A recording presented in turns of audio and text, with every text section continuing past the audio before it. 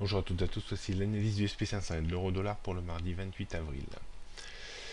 Le SP500, après avoir débordé furtivement sa grosse zone de résistance 2005-2110 points, a réintégré celle-ci à la clôture hier soir.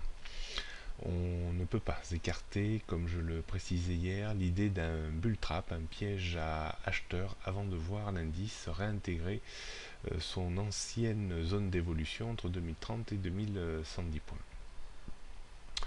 On confirmerait une nouvelle dégradation du SP500 sur rupture dans un premier temps de 2100 points et dans un deuxième temps de 2080 points. On sera attentif encore dans les prochains jours à la capacité de l'indice à déborder ou non et à se maintenir ou non au-dessus des 2110 points. Donc résistance 2110, 2120, 2150 points, support 2080, 2065, 2030, 2020 et 1965 points. La tendance reste toujours à la neutralité pour moi entre 2110 et 2065 points. Pour le moment, le débordement de ce niveau reste pour moi un épiphénomène. Du côté de l'euro-dollar, toujours la dérive horizontale au sens large entre 1,05 et 1,1050 et au sens peut-être un petit peu plus court entre 1,0660 et 1,09. Le débordement de 1,09 favoriserait un retour à proximité de 1,10, 1,1050.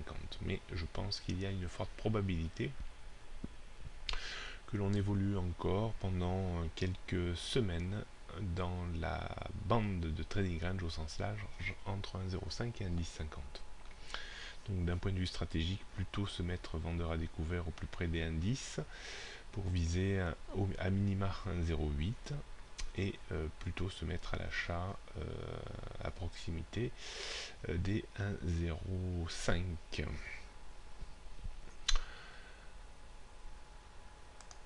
Donc résistance 1,09, 1,1050, 1,11, 1,1260, support 1,08, 1,0650, 1,05, 1,0460, 1,0350. La tendance reste toujours très baissière à long terme, en dessous des 1,15. Bonne journée à tous et à tous et à demain.